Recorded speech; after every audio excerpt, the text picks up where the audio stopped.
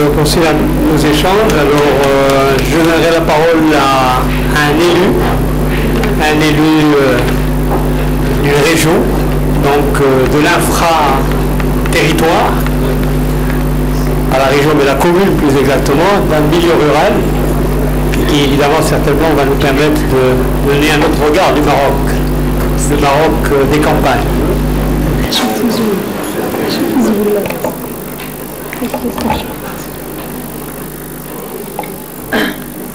Merci l'Arabie. On restera dans les normes, même si concernant les partis auditeurs, donc on ne prendra pas en cette liberté, parce que nos amis aussi ont leurs contraintes et leurs rendez-vous. Moi, je suis venu pour écouter, donc je n'ai pas préparé de discours ni d'intervention. Mais d'abord, je suis président de la région de Marrakech. C'est une région que vous connaissez bien, de 3 millions d'habitants, 3 150 000 exactement, 217 communes.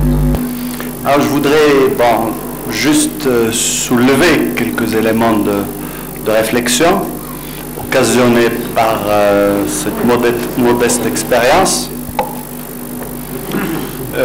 D'abord, les régions au Maroc sont dans une étape d'apprentissage dans la prise en charge du développement régional, et que dans cet apprentissage, elles souffrent de plusieurs problèmes.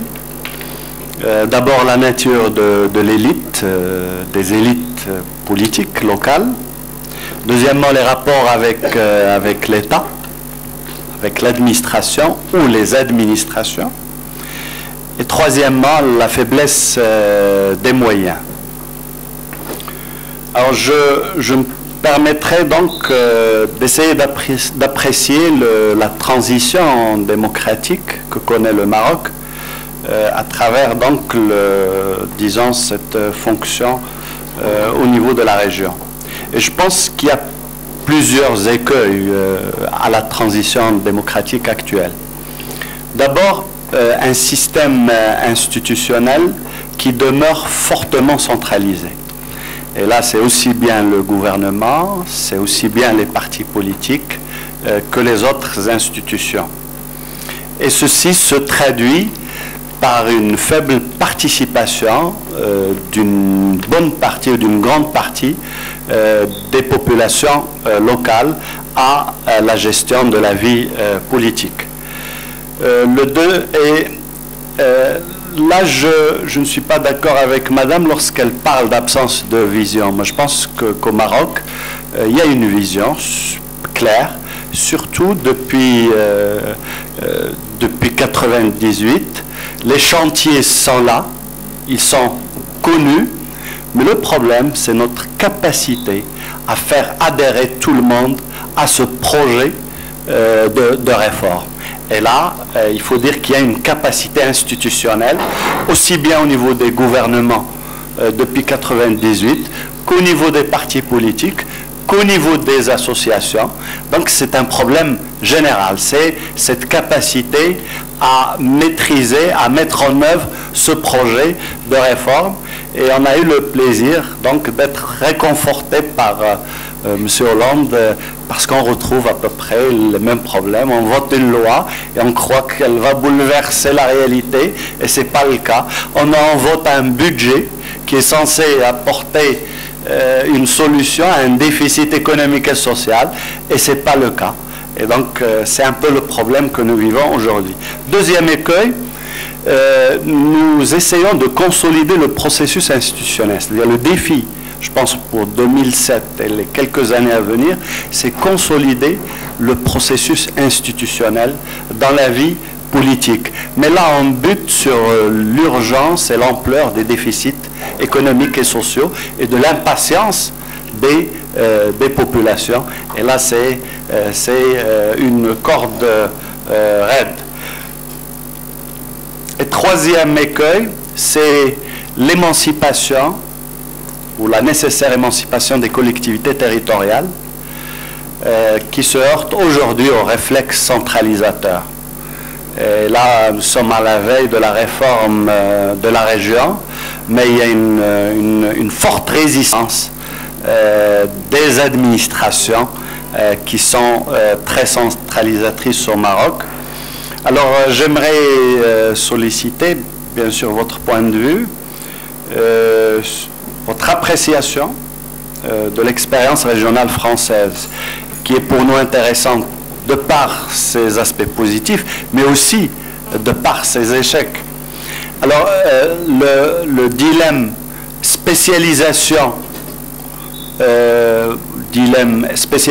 émiettement de l'action de développement, parce qu'en France, il y a une spécialisation entre les collectivités locales, mais ceci a conduit à l'émiettement de l'action de développement. Aujourd'hui, au Maroc, les régions sont responsables du développement. Et là, on voudrait connaître un peu votre appréciation du bilan concernant cette mission. Deuxième élément, c'est la fonctionnalisation des régions françaises. Et là, nous sommes en train de réfléchir, est-ce que nous devons rester légères ou demander plus de prérogatives et donc fonctionnaliser les institutions régionales. Là aussi, c'est un écueil qu'on peut éviter. Et troisièmement, c'est le dilemme du redéploiement entre les missions de l'État et des gens, mais avec les transferts aussi des moyens nécessaires et communs. Merci. Merci, Ali. Ali, président d'une association de lutte contre la violence contre les femmes, c'est ça?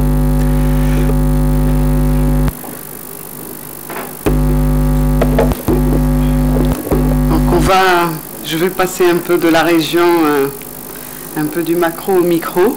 Et je fais partie d'une association de lutte contre la violence à l'égard des femmes qui a créé le premier centre d'écoute des femmes victimes de violences, de soutien psychologique et d'accompagnement juridique en 1995.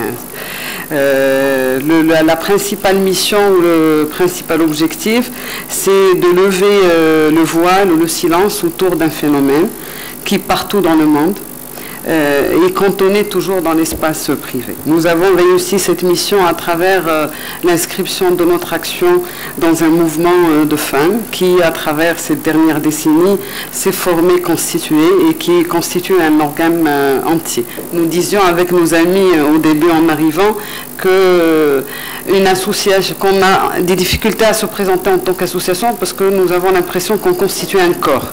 Et donc ce mouvement femmes au Maroc, qui est un mouvement féministe de plaidoyer, de lobbying, mais aussi de pression pour le changement des codes, pour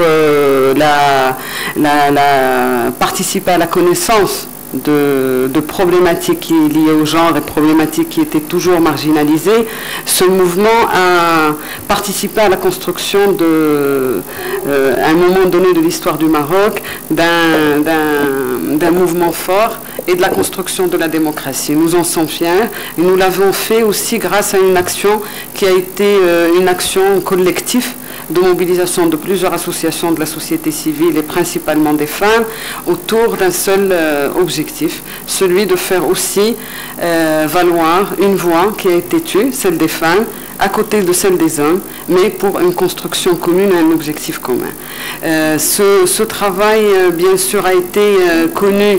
Le travail de la violence à l'égard des femmes a donné ses fruits et aujourd'hui, nous sommes avec un réseau, qui est un réseau Anna Rose, et l'Association démocratique des femmes du Maroc a été l'initiative de cette création, qui est un réseau qui regroupe plus de 40 centres d'écoute des femmes victimes de violences au Maroc. Nous avons commencé avec notre centre en 1995 et nous en sommes à 40. Ça ne veut pas dire que le Maroc, les hommes sont plus violents que par ailleurs.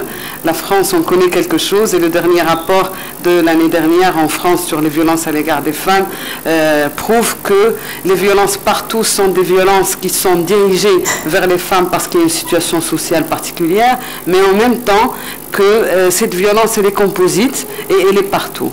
Et notre conscience, nous, en tant que militantes féministes, mais aussi militantes citoyennes, participant à la démocratie, nous considérons que la violence, qui est à majorité violence domestique, participe à ce que les germes de la violence commencent par la famille. un enfant qui voit sa mère ou sa sœur violentée, il banalisera la violence et le lendemain, il la reproduira différemment. Et nous essayons par une action des associations multiples à attirer l'attention sur cette importance et que ce n'est pas des actions que de femmes, mais que la portée à long terme est une portée capitale pour la société. Et plusieurs exemples de l'histoire récente du Maroc prouvent qu'en banalisant la violence, nous l'assumerons, nous la subirons après.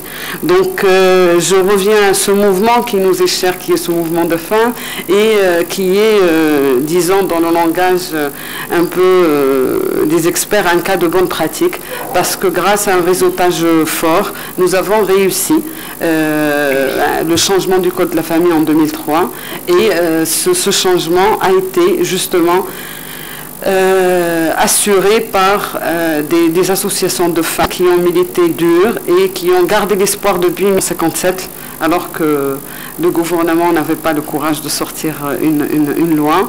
Et nous avons réussi à faire sortir ensemble, avec les associations de femmes, grâce à un travail de plaidoyer, de lobbying, de réseautage, qui a fait que ce mouvement n'est plus un mouvement de revendication, mais aussi un mouvement de dénonciation, mais un mouvement de revendication avec une plateforme claire, avec un mémorandum et avec des propositions. Donc cet exemple est un exemple unique aussi dans le monde arabe. Et je pense que s'il y a aujourd'hui des défis, puisque le temps ne permettra pas d'aborder différentes action, leçons tirées et aussi évaluation que le mouvement a fait, puisque c'est un mouvement qui se professionnalise mais qui ne perd pas son âme, qui est celle de militantes femmes au sein d'une société qui se construit et d'un Maroc en mouvement. Nous sommes aujourd'hui en train de réfléchir aussi sur l'ensemble du monde arabe. Comment faire que ces codes de famille soient aussi des codes dans l'équité, l'égalité partout dans le monde arabe. Peut-être, Alavi me regarde, il faut que je presse, attirer l'attention peut-être des politiques, parce qu'on est en train, on vous a accueilli en tant qu'amis, en fin de parcours, peut-être partageant les mêmes valeurs d'une Méditerranée ouverte et d'un dépassement de frontières imposées, nord-sud. Et peut-être en tant qu'association femmes, nous sommes toujours heurtés à une médiatisation accrue de l'autre rive. Et les politiques jouent ce rôle dans les moments importants du changement du Code de la famille. Lors de la marche de Rabat ou de Casa, par exemple, tout le monde était là pour montrer l'autre marche qui contrecarre toute une mobilisation de société. Et je pense qu'en tant que politique de gauche, il est important de savoir qu'il y a des voix qui se mobilisent avec un grand effort et une conviction, et qu'il faut en faire écho, comme de même pour nous, on fait écho à un pays dont on porte et on partage les valeurs. Et on s'oppose aussi à un enfermement dans un monde maintenant de guerre et un monde qui pousse facilement au stigmate. Peut-être le dernier point, c'est le point de l'égalité, de l'équité. Nous menons un combat actuellement pour le tiers et mon ami va en parler, le tiers des sièges au niveau des législatives. Je pense qu'en France, la question se pose en termes de discrimination de genre, mais aussi discrimination d'origine. Je pense que si nous échangeons par rapport au vécu de chacun politique, aux expériences, nous avons une génération des Français d'origine maghrébine qui, par votre parti, vos actions, vous n'avez pas, disons, le devoir, mais l'obligation en tant que militant de faire valoir les réformes en cours, ce Maroc en changement, mais en même temps une lutte collective pour que demain, le Parlement français ou marocain ou peut-être saoudien un jour, il y aura des femmes et des hommes, mais aussi en respectant les discriminations positives, des femmes et des hommes, mais pas n'importe quelle femme et enfant, en respectant aussi le patchwork de la société. Et je vous remercie. Merci. Si Moussaoui, de démocratie ou modernité, qui présentera mieux que moi, disons, un rassemblement, un espace de dialogue et de débat aux ressources hommes et femmes, mais en même temps d'autres composantes de la société civile. Merci pour l'invitation. Le collectif Démocratie et Modernité a été créé en février 2003 par un grand nombre d'associations, certaines très importantes, d'autres plus petites. et aussi par un certain nombre de personnalités de la société civile. C'est, comme tu le disais, un espace de débat et de plaidoyer situé pour l'essentiel à Casablanca, mais aussi, quand le besoin s'en fait sentir, c'est un collectif qui vient en aide, qui est venu en aide par exemple aux personnes qui étaient victimes du tremblement de terre de Hoceima, les enfants du tsunami et peut-être dans les semaines à venir les enfants palestiniens. Il y a peut-être une grosse opération qui va démarrer prochainement. Alors 3 mois après la création du collectif Démocratie et Modernité, il y a eu des explosions terroristes à Casablanca le 16 mai 2003 et nous avons tout de suite senti la nécessité de nous investir dans le champ religieux. Il y avait jusque-là un bicéphalisme entre le discours officiel qui a quelque peu changé depuis et puis celui extrémiste, extrêmement agressif des intégristes.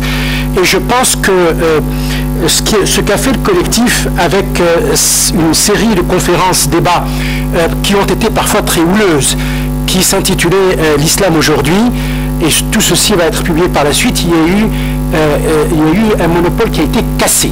Ce n'est plus uniquement le gouvernement d'un côté et les intégristes de l'autre, c'est aussi la société civile, les scientifiques, les chercheurs, qui peuvent aussi parler d'islam, d'un islam ouvert, tolérant, et ceci est important pour le Maroc, mais c'est aussi important pour la France. Nous avons par exemple un certain nombre de publications que nous allons faire, et aussi de travaux audiovisuels que nous allons réaliser, qui pourraient éventuellement être utiles aussi en France pour les 2e et 3e générations. Et en Europe, et pas uniquement en France, mais dans tous les pays européens. L'autre chose aussi qui est importante, c'est que nous faisons un certain nombre de conférences-débats sur tout ce qui est démocratie, sur tout ce qui est modernité, une par mois, et nous allons sortir prochainement un livret blanc sur l'éducation, parce que nous estimons que ça, c'est un énorme problème. Il y a 3 très grands problèmes dans ce pays. Il y a l'éducation, il y a la justice, il y a la santé. Ce livret blanc va être distribué à plusieurs milliers d'exemplaires dans quelques semaines au Maroc, aux décideurs. Il y aura un certain nombre d'ateliers pour développer et défendre les idées proposées dans ce livret blanc. Il y a ici dans cette salle 4 parmi les experts qui ont contribué à la réalisation de ce projet. Nous avons aussi, et vous en aviez parlé tout à l'heure, nous défendons le tiers au Parlement des femmes. C'est un projet aussi qui nous tient à cœur, et je crois qu'il est extrêmement important qu'on se batte pour la parité sur le long terme, et sur les 30% ou les 33%, si ce n'est pas pour 2007, il faut absolument faire passer ceci pour 2012. Alors, un message rapidement pour nos amis français. La société civile marocaine est probablement quantitativement et qualitativement la plus importante dans le monde arabe et dans le monde musulman. Et ceci représente 1 milliard de personnes quand même sur cette planète. Je pense que cette vitalité, cette énergie, cette créativité doit être aidée financièrement et doit être aussi accompagnée par le gouvernement français. Il y a une certaine aide par l'Union européenne dans le multilatéral, mais je crois que le bilatéral aussi est très important. Merci. Touria Jaïdi, une femme très engagée dans l'insertion des enfants dans le monde urbain. Qui fait un travail remarquable.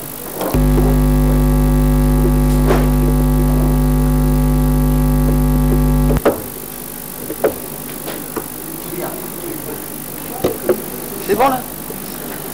Alors, je suis présidente fondatrice d'une association marocaine d'aide aux enfants.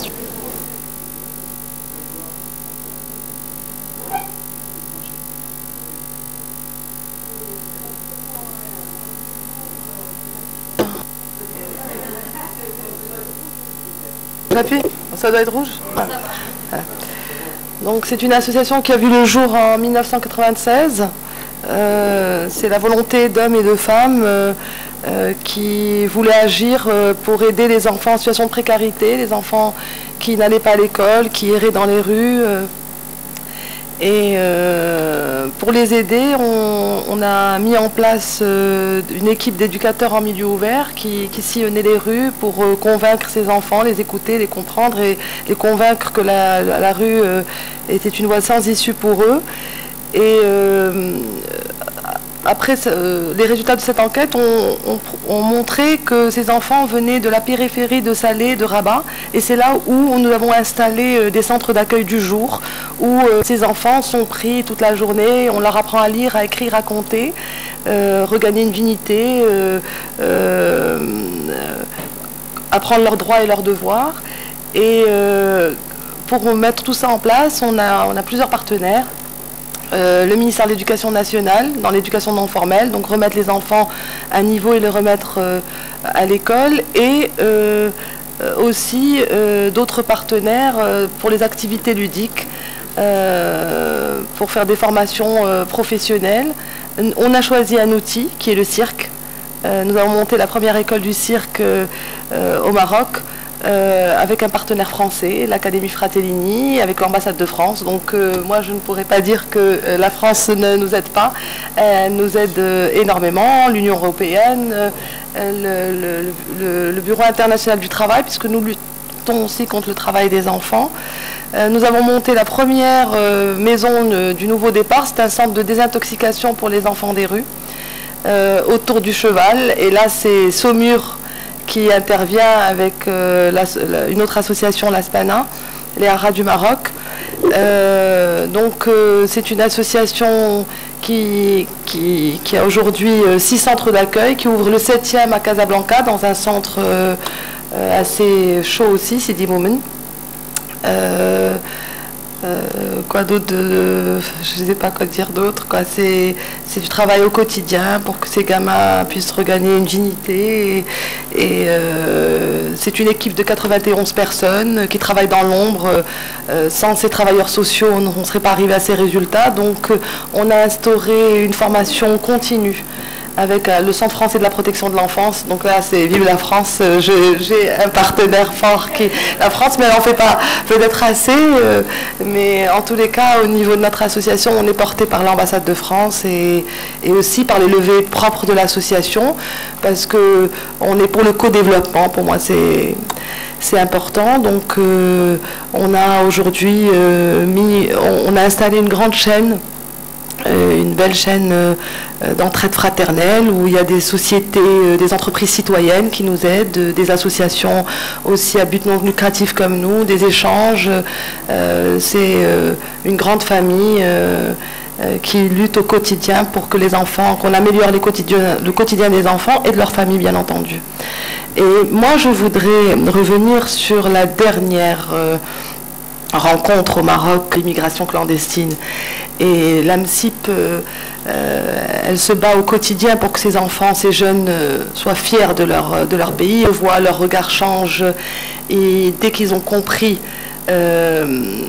qu'on va changer leur quotidien, qu'on leur a donné les moyens aussi pour devenir acteurs de leur vie, ils ne cherchent plus du tout à partir de l'autre côté de la rive.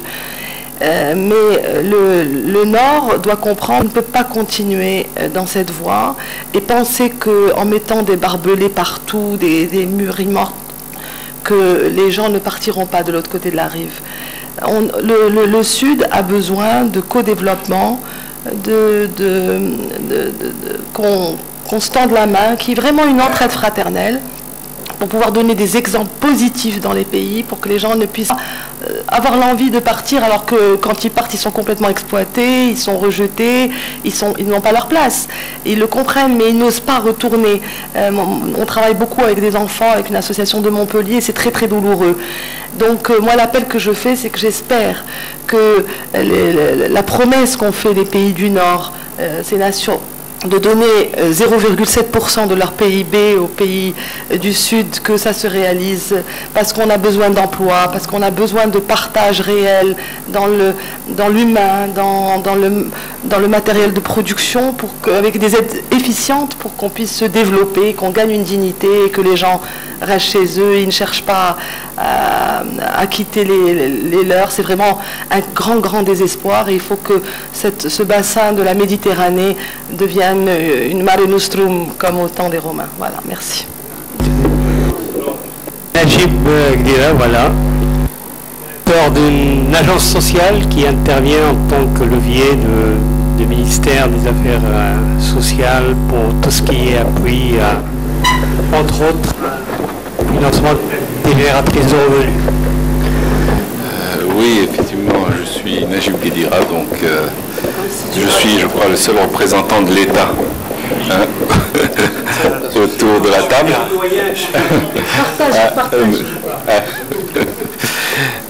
Écoutez, bon, l'Agence de développement social a été créée il y a un peu plus de 5 ans. C'est un établissement public donc, qui est financé par des fonds de l'État marocain, de la coopération internationale, travaille dans le développement social, dans la lutte contre la pauvreté, par l'appui à des petits projets, donc sur une base participative. Je crois que ce qui est important, c'est surtout l'approche, donc un travail donc ascendant, une démarche participative et partenariale, donc la contractualisation est essentielle pour nous, et une démarche de proximité. J'ai la chance de connaître beaucoup d'associations parce que on a pu travailler ensemble. Et effectivement, moi, ayant la chance d'être sur le terrain, je vois qu'il y a beaucoup de changements. Des changements plus significatifs que ceux que l'on avait avant, parce qu'ils touchent vraiment, je veux dire, la base du Maroc. Quand on va sur le rural, qu'on voit des associations interpeller un gouverneur sans prendre de gants, je vous assure que c'est un changement essentiel. Et ça ne se passe pas à Rabat ou Casa, ça se passe à Tantan, à Sazag, à Boujdour, par exemple, citer cela. Donc, et c'est très difficile d'entreprendre lorsqu'on a peur d'échouer. C'est très difficile de travailler avec les autres lorsqu'on a peur qu'ils nous aient au tournant. Et malheureusement, là aussi, nos institutions donc, contribuent à l'aggravation de ce déficit de confiance qui existe. Bon, ça c'est le côté obscur. Cependant, effectivement, moi je pense qu'il faut voir la bouteille à moitié pleine. Cette agence n'aurait pas existé il y a 10-15 ans, ou alors elle n'aurait pas travaillé comme elle le fait aujourd'hui, et moi, son directeur, je n'aurais pas eu ce discours-là. Donc je pense que c'est un signe de changement et qu'il faut l'interpréter. Ce changement n'est pas linéaire. Il y a toujours effectivement des revirements possibles, mais je crois que le Maroc est arrivé aujourd'hui à un point de non-retour. Donc moi aussi je vais m'arrêter là. Une question sur le co-développement. Parce que nous travaillons avec pas mal d'associations de Marocains qui résident en Europe en particulier et en France. Nous avons un projet avec l'AFD, donc de co-développement. Je souhaiterais savoir quelle est votre définition du co-développement. Dernière intervention, associé Jossour, une voix féminine pour terminer cette rencontre avant de donner la parole à nos invités. Merci l'Arabie. Donc c'est toujours difficile de terminer et de conclure, mais bon, je vais essayer d'être très brève.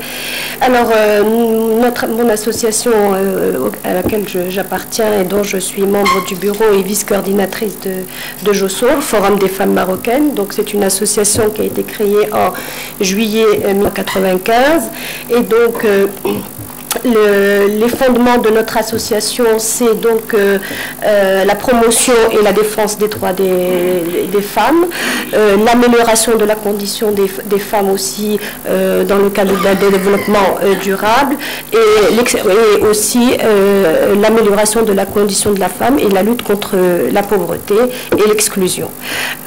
Nous travaillons sur deux axes essentiels. Le premier, c'est le plaidoyer, donc par là, nous organisons des colloques et des manifestations scientifiques justement dans le cadre du plaidoyer. Et nous faisons aussi un travail de proximité où le plaidoyer est toujours présent, et ceci par l'organisation par la création, nous avons créé un centre d'alphabétisation juridique au niveau de la Médina de Rabat, et donc ce centre, l'alphabétisation juridique est fondamentale, mais en même temps la sensibilisation de ces femmes à la citoyenneté et en tant que droit et je veux dire et devoir. Moi, je voudrais... bon, j'ai un dossier concernant notre association que je pourrais vous remettre et donc qui vous permettra d'avoir un peu plus de savoir un peu plus concernant notre association. Moi, je m'arrêterai sur une chose qui me tient particulièrement à cœur, c'est le rôle du mouvement féminin au Maroc et le rôle et ce qu'a joué ce mouvement féminin au Maroc pour faire avancer justement le dossier de la femme au Maroc. Nous avons fait un travail extraordinaire et ça, il ne faut pas qu'on l'oublie. Et pour nous, c'est très important en tant qu'ONG. On l'a fait et on n'imaginait pas, il y a quelques années, que le code de la famille pouvait changer, puisque c'était un texte qui était considéré comme un texte sacré et intouchable. Donc aujourd'hui, il y a le nouveau code de la famille, il y a beaucoup d'avancées, et c'est dans ce cadre-là, avec des ONG féminines, mais aussi, et il ne faut pas qu'on l'oublie, avec aussi les sections des partis politiques qui ont joué un rôle aussi dans l'avancement, je dirais, du dossier féminin. Je conclurai par une petite chose très rapidement et qui est très importante, c'est que nous sommes quand même, à la veille des élections de 2007, le rôle et la présence de la femme est très important. Aujourd'hui, justement, ce mouvement féminin est en train je dirais, de travailler et de plaider pour l'élargissement de la liste nationale des femmes de 10 à 20% et 10% pour la liste régionale et bien sûr établir un seuil pour la liste nationale de ces femmes. Cette liste, je dirais, le seuil pour la liste nationale, il est à négocier avec par les partis politiques. Beaucoup de choses ont été dites par mes amis, par Hayat, par Rabia. Effectivement, il y a le problème de l'application du code de la famille qui est un très... c'est vrai que le code elle est là, la loi elle est là, mais ce n'est pas suffisant. D'abord il y a un manque d'informations autour du code lui-même, donc beaucoup de personnes ne connaissent pas et n'ont même pas vent du nouveau code de la famille, c'est quand même incroyable. Un dernier point, il me regarde, il me lance des regards.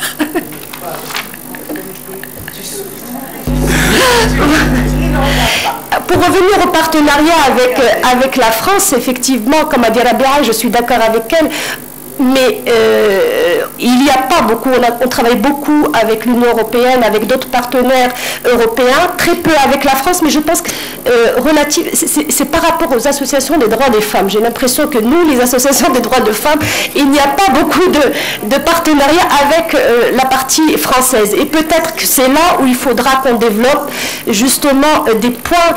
Et moi, je dirais que ce serait important que des ONG françaises similaires je dirais, aux différents domaines, à notre cause,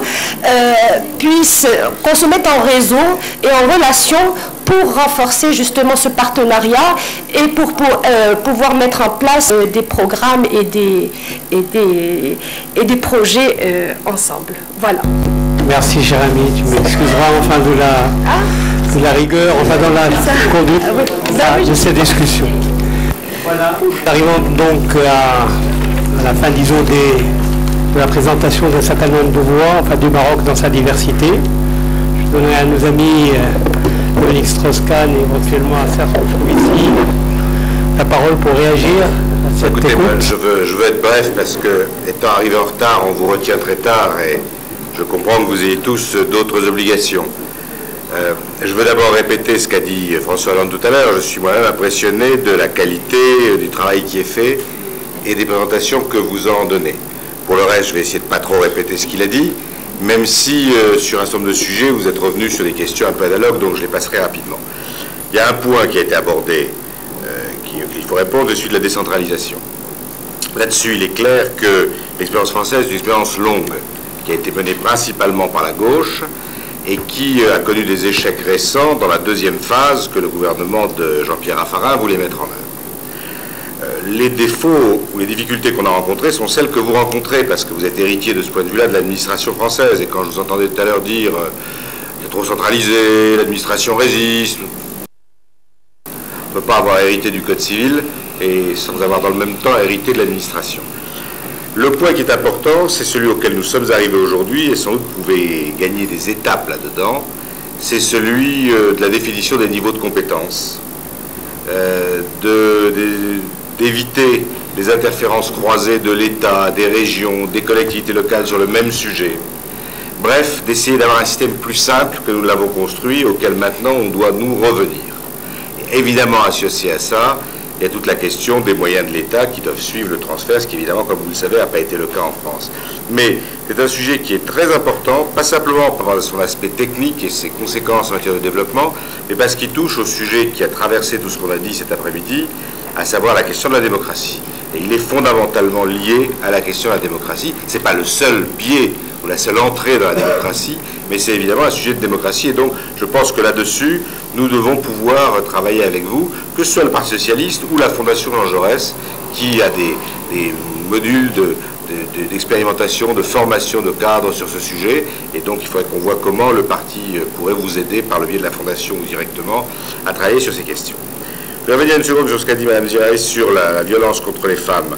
Non, c'est surtout pas un problème uniquement marocain. Et le fait que vous le mettiez en exergue et montre la vitalité de cette société civile, de ce corpus associatif, mais évidemment, moi qui suis l'élu d'une ville de banlieue parisienne, je connais les problèmes de violence des femmes exactement de la même manière, peut-être pas avec la même ampleur, je n'en sais rien, mais personne ne peut le savoir, parce qu'on ne connaît que la violence qui apparaît à la surface, on ne connaît évidemment pas la violence souterraine. Je crois que c'est très important, comme vous l'avez rappelé, d'avoir des revendications exprimées.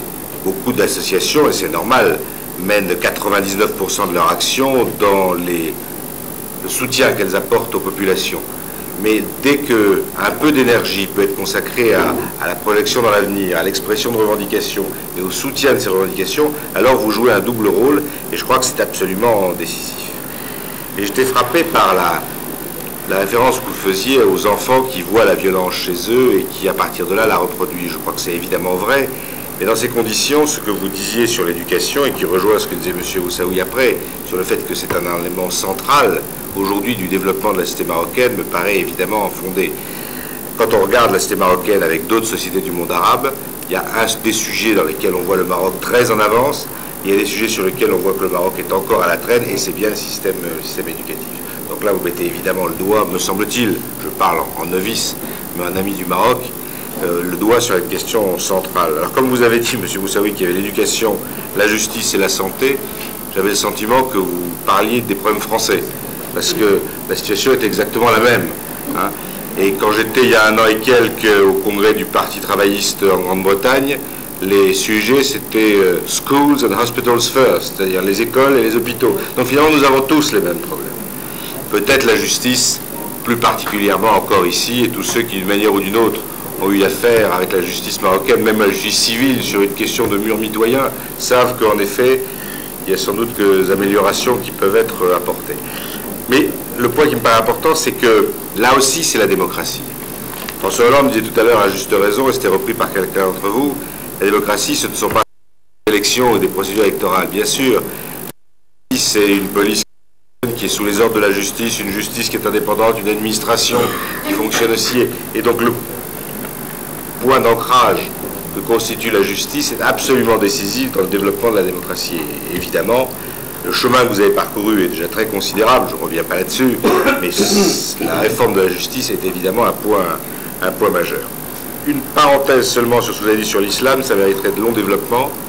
Oui, nous, Français, nous avons besoin que vous fassiez avancer l'idée d'un islam tolérant et ouvert.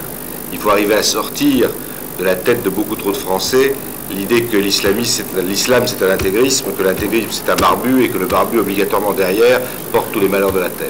Et ça, nous on peut le dire, mais notre crédibilité là-dessus est faible, la vôtre est grande. Et donc le rôle que vous pouvez jouer dans un pays comme le Maroc pour donner des musulmans une image qui n'est pas celle que l'opposition frontale qu'on voudrait créer entre la thèse du Clinton et du conflit entre le christianisme et l'islam avec les juifs au milieu, si on peut détruire ça, je crois qu'on fait un grand pas sur la pacification de la planète. Ça renvoie à la question de l'immigration. Parce que, il ne faut pas se cacher les problèmes. Si dans un pays comme le l'immigration aujourd'hui est un sujet majeur, c'est parce que cette immigration est principalement une immigration musulmane. Quand les vagues d'immigration étaient des vagues d'immigration polonaises, italiennes ou portugaises, ça n'a jamais créé au début d'un problème dans l'opinion.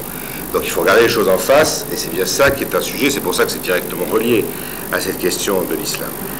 Face à la position que je crois très dangereuse pour nous et pour vous, qu'a développé le ministre de l'Intérieur, Nicolas Sarkozy en France, de l'immigration choisie, et qui je crois a été très justement critiqué ici lors de la conférence qui s'est tenue, nous tenons à une position qui consiste, alors le vocabulaire vaut ce qu'il vaut, ça a été évoqué tout à l'heure, à reprendre une terminologie qui repose sur l'immigration partagée, c'est-à-dire sur l'idée que nous avions besoin d'immigration, vous aviez pour un temps sans doute besoin d'émigration, qu'il n'est pas dit que ça durerait toujours, et que de toute façon, c'est la coopération entre les deux rives de la Méditerranée de ce point de vue-là de salut. Je suis d'accord, le problème n'est pas principalement une question de 0,7% de ressources. Encore que, quand il y a de l'argent, c'est mieux quand il n'y en a pas. Et nous sommes quand même loin de remplir nos obligations ou celles qu'on s'est nous-mêmes données en la matière. Quand la gauche est au pouvoir en France, ça va un peu mieux que quand c'est la droite, mais même quand c'est la gauche, on est grosso modo à la moitié des 0,7% en question. Pardon ? Et donc, il y a là-dessus beaucoup à faire. Moi, je suis un militant politique qui a adhéré il y a 30 ans au Parti Socialiste sur un discours de François Mitterrand sur le Nord-Sud et sur le développement. Et donc, c'est une de mes racines les plus profondes en matière de militantisme.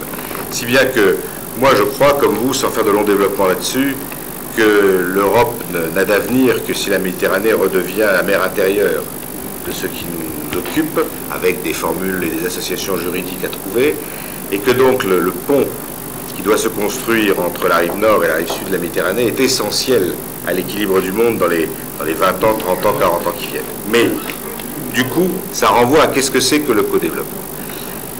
Et le co-développement, ça doit être d'abord le développement des pays du Sud.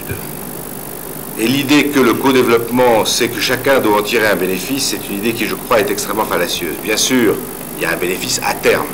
Mais lorsque le co-développement doit reposer sur l'idée que les pays les plus riches doivent tirer immédiatement, parce que c'est une opération conjointe, un bénéfice de ce qu'ils conduisent, alors on aboutit à quelques opérations commerciales juteuses lorsqu'elles peuvent exister, mais pas à du développement. Je crois que les travaux qui ont été conduits là-dessus au cours de ces 10 dernières années sont quand même très décisifs, ceux de la Banque mondiale, ceux qui se passent à Toulouse en France, dans les différents centres de recherche. Je crois qu'on a des idées claires aujourd'hui sur la façon dont doivent se faire les transferts de technologies, les soutiens au développement en matière. Alors on rejoint la question sanitaire qui existait tout à l'heure. Et là-dessus, il y a quand même un ensemble de propositions aujourd'hui, je crois, qui sont sur la table. Moi, j'ai fait un rapport à Romano Prodi lorsqu'il était président de la commission qui est sur ce sujet-là. Et je crois qu'on sait, je dis ça avec des guillemets, des réserves, mais on sait ce qu'il faudrait faire. Le problème, c'est la volonté politique de le conduire. Et là, ça renvoie très directement quand même, dans les pays de l'Union européenne, à des choix politiques. Et comme la France est inévitablement leader dans cette affaire, parce que vous n'êtes pas le seul pays méditerranéen, évidemment, de l'Union. Il y a l'Espagne, l'Italie, la Grèce aussi. On y range toujours le Portugal. Je n'ai très bien compris pourquoi c'était un pays méditerranéen, mais enfin, admettons que ce soit le cas. Mais quand même, la France, elle a une responsabilité très particulière. Nous avons laissé derrière nous, plus en Afrique noire qu'en Afrique du Nord, mais un désastre économique et politique derrière nous. Et donc, il y a une responsabilité majeure à tenir. Mais là, l'orientation politique de notre pays dans un an sera des aspects décisifs de ce qui pourra se passer chez vous. Je finis sur un point que Mme Ménacher a abordé à la fin, mais qui a été transparent tout au long de la conversation, dans sa première partie et dans sa deuxième partie, ce sont les femmes. Je suis extrêmement frappé, je le savais, mais on le perçoit différemment lorsqu'on vous rencontre, extrêmement frappé de voir comment la question des femmes est au cœur du développement démocratique dans un pays comme le vôtre. Et sans doute, est-ce vrai pour la plupart des pays musulmans? Et à la réflexion, c'est tellement évident que ça ne devrait même pas être une surprise. Je ne sais pas si la revendication d'un tiers est une revendication que vous atteindrez. Je connais beaucoup de mes amis français, mâles et d'origine bretonne ou auvergnate, qui trouveraient que c'est très bien, parce que c'est mieux que l'un demi que nous avons choisi. Et je pense que vous y arriverez. Nous y sommes parvenus à cette parité, et vous y parviendrez aussi. C'est évidemment décisif. Mais le combat, là aussi, n'est pas uniquement un combat sur les textes. C'est un combat sur la présence dans la société. Donc il faut que vous l'emportiez sur la question de la représentativité politique. Mais ça va bien au-delà de la représentativité politique et la façon dont vous portez chacune d'entre vous, là, ces messages. Je ne sais pas si c'est un choix délibéré de la présidence que d'avoir mis quasiment toutes les femmes d'un côté et tous les hommes de l'autre, à part vous, madame. Elles sont à gauche. Elles sont à gauche, c'est ça. Eh bien, elles sont à gauche, et comme disait Mao Tse-tung, les femmes sont la moitié du ciel, mais elles doivent le conquérir. Et donc, c'est la mission que vous vous êtes donnée et à laquelle, si nous pouvons vous aider, j'ai vu que la France a aidé sur certains aspects, mais visiblement pas sur tous. Si on peut vous aider, le moment venu, on le fera évidemment. Merci. Pierre Moscovici, cette fois-ci je ne me suis pas trompé sur le prénom, je l'admirais tellement que des fois je prononçais son prénom au lieu du vôtre. Mais évidemment, on vous connaît par votre engagement, à la fois socialiste et en même temps militant de l'Europe aussi. Et je ne sais pas si vous avez un mot à dire. Puisque vous m'y invitez gentiment, je pense que beaucoup de choses ont été dites. Alors je vais juste revenir sur la question que François Hollande tout à l'heure m'avait appelé à traiter, qui était celle de l'islam et de l'Europe. Plutôt de l'islamisme et de l'Europe. Mais en réalité, derrière tout ça, il y a la question des rapports entre l'Europe et les religions. Une question extrêmement difficile. Extrêmement difficile parce que on se heurte à toute une série d'approches qui sont contradictoires et également critiquables. La première approche, elle existe dans toute une série de courants politiques, de courants religieux, c'est de considérer que l'Europe est un club chrétien. C'est cette conception-là, d'ailleurs, qu'utilisent toute une série de partis politiques quand ils en viennent à critiquer la candidature de la Turquie et implicitement de musulmans fortes dans la vie politique en Europe. Ça n'est pas la nôtre. Le Parti socialiste a toujours eu une conception laïque de la France, d'abord, de la démocratie et aussi de l'Union européenne, considérant que d'un côté, il y avait la sphère publique, qui est laïque, et d'autre part la sphère privée, dans laquelle chacun est libre de pratiquer sa religion. Ne cachons pas que cet idéal laïque n'est pas partagé partout en Europe. Ou plutôt, pour être plus précis, il existe un peu partout, sans être formulé de la même façon. C'est-à-dire que cette idée de séparation ou de neutralité existe, sans pas être aussi radicale qu'elle l'est parfois en France. Et donc, au milieu de tout ça, il faut arriver à trouver un chemin. Je crois que le maître mot en la matière, ça doit être le pluralisme, ça doit être la tolérance. Dominique Strauss-Kahn appelait tout à l'heure, et je crois que vous l'avez fait aussi, au développement d'un islam tolérant. Il faut de l'autre côté qu'une société comme la société européenne soit tolérante aux religions. Oui, en Europe, il y a des chrétiens. Et il est inutile de nier le fait que c'est sans doute la religion majoritaire, en tout cas la religion principale. Mais il y a aussi des juifs. Mais il y a des musulmans. Et il y a vocation, sans doute, à y avoir de plus en plus de musulmans. Quand nous réfléchissons à la candidature turque, par exemple, extraordinairement compliquée, notamment parce qu'en matière de démocratie, de droits de l'homme, il reste beaucoup de chemin à faire, eh bien, nous la vivons plutôt comme un enrichissement, si elle est possible. Voilà comment on peut aborder cette question-là. Alors après, le problème de l'islamisme, c'est un problème différent, parce qu'il concerne, je dirais, davantage le type de régime que ces partis sont enclins à promouvoir que la religion elle-même. Donc, pas confondre là islam et islamisme. Et il faut rappeler ce qu'est l'Union européenne, ce qu'est l'Europe. L'Europe, c'est un ensemble qui est bâti sur des valeurs. Et ces valeurs, elles ont été fixées dans un texte qui existe, pas la Constitution européenne qui le comportait, mais un autre texte qui est la Charte des droits fondamentaux de l'Union européenne. Il faut rappeler que dans cette charte, il y a autre chose que la doctrine de Tunis, chère à Jacques Chirac, c'est-à-dire le premier des droits de l'homme, c'est le droit de manger, beaucoup plus que ça. Il y a la liberté, il y a la démocratie, il y a le refus de toute forme de discrimination, ça c'est extrêmement important, il y a l'éducation, il y a le droit à travailler, il y a le droit à pratiquer sa religion. Tout cela forme un ensemble de droits qui sont à la fois des droits de l'homme, des droits fondamentaux, des droits économiques, des droits sociaux.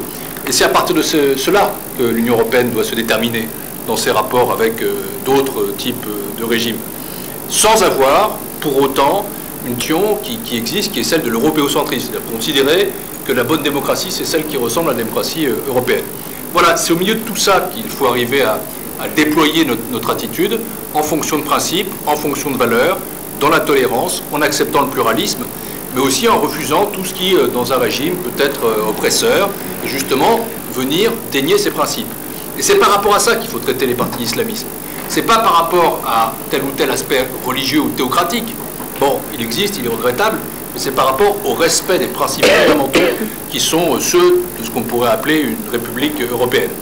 Et à partir de ce moment-là, je crois, oui, que la gauche a un rôle à jouer, que la gauche française et européenne a un rôle à jouer, d'une part dans le développement de cette dimension euro-méditerranéenne, Dominique vient d'en parler après François, et aussi dans la promotion de ses droits, dans la promotion de la démocratie, parce que c'est à partir d'idées qui sont celles de la gauche, ou des démocrates en général, plus largement, que cela s'est promu. Enfin voilà, je voulais répondre ça plutôt pour camper le paysage, pour indiquer une réponse, parce qu'il faut être extrêmement, comment dire, à la fois rigoureux et honnête sur ce sujet-là. Je veux dire que moi, en écoutant tout ce que vous avez fait, tout ce que vous avez dit, je ressens une forme, oui, d'optimisme malgré tout. Parce que c'est vrai que cette démarche qui est récente, moi j'étais très frappé par le fait que vous avez tous cité à peu près, pour le début de vos activités, les mêmes dates. 96, 98, 99. C'est récent. Et donc c'est fragile, c'est à consolider. Mais c'est en même temps extraordinairement impressionnant. Et je veux dire que pour nous qui avons été là aujourd'hui, c'est extrêmement encourageant. Merci à nos amis socialistes d'avoir partagé ce moment avec nous. Je crois que c'était un moment d'écoute. Et merci aussi à nos amis de la société civile qui sont porteurs de cette voie de changement pour l'avenir. Merci.